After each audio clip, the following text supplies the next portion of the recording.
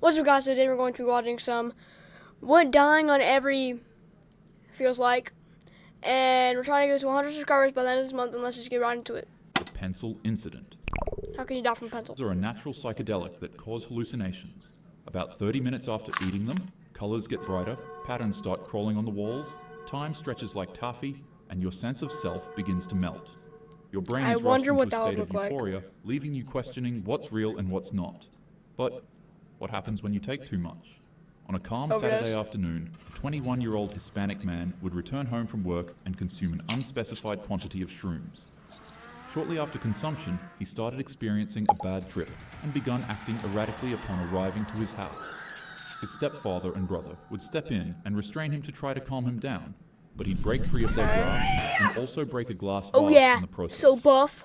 In his frenzied state, he'd then begin to rub himself against the glass shards on the floor. Okay, that must hurt. Injure his arms and legs. I know you're on shrooms, but that must hurt. Would successfully intervene to stop him from injuring himself any further with the glass shards, and he'd be sat down at a desk. But shockingly enough, in a horrific act, he'd take a number 2 pencil that was laying on the desk, stand it upright, and repeatedly smash his head on the sharpened pencil. When he raised his head, he'd reveal that he jabbed the pencil repeatedly into both of his eye sockets. He would stand up again to do something else, but quickly vomited on himself, leaving his family in a state of total panic. Emergency services were called, where they tried desperately to save the young man's life, but unfortunately, they would only get so far.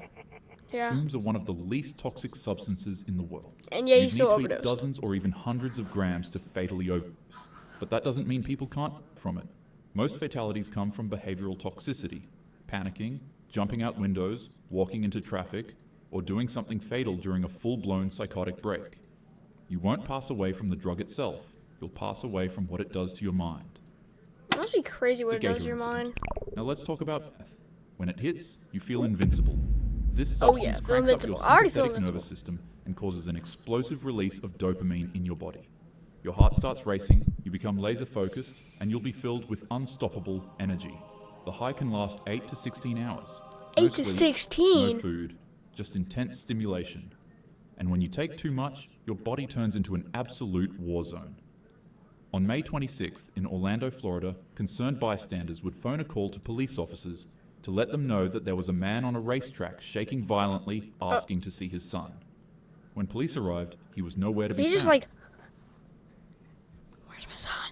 Where's my son? Until suddenly he was located in a lake, full of alligators. Officers would try to throw the man a life vest, but he'd refuse it and would start getting attacked by the alligators in the water. Alligators. And to officers' surprise, like it was a scene straight out of a horror movie, the man actually resurfaced out of the lake, covered in severe injuries and carrying gardening shears.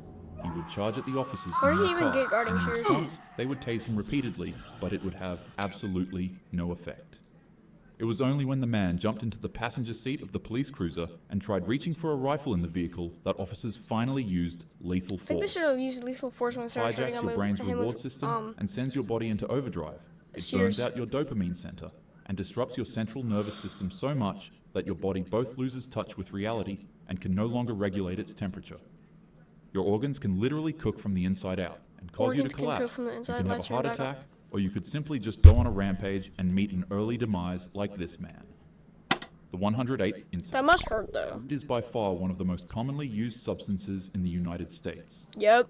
Within minutes of smoking, you're relaxed, music sounds better, jokes are funnier, and you get really, really hungry. You might feel euphoric, or anxious, or both. It depends on the strain, your mood, and your... I wonder how it would look like if you were actually high. I've never been high because I'm a good boy. So what happens when you smoke too much of it? Well, here's the truth. You can't from THC toxicity alone. There's no known lethal dose in humans. You'd have to smoke thousands of joints in a short time to even come close. But that doesn't mean it's harmless. In the spring of 2018 in California, a woman who had just befriended a man at a dog park she frequently visited would follow him home to his apartment for a quick... First of all, why would you follow him home? Why would you follow him home? So very weird. Which, mind you, is totally legal in the state of California. After the two finished lighting up grass through a... the woman would unexpectedly shoot up from her seat straight to the kitchen and grab 3 knives. Hey, could you come... Okay, why would she grab 3 knives? With some chips? And maybe some ice cream. And maybe some chicken Oh! Are you trying to chop up some salsa? I love He's gonna salsa. kill you. Jim, I'm not making salsa. In just the blink of an eye, she would stab the man repeatedly non-stop 108 times. His body I knew would it. be covered in I knew marks it. from head to toe, and his face I literally caught it. I knew it was gonna happen. He's going to stab him 108 times. would nearly be entirely carved out. Officers that arrived at the scene would find that she had also stabbed her dog, and shockingly enough, had stabbed Why the herself 30 dog? times Why the dog? What did the dog do to you? and was still in the process We of finna doing it. fight.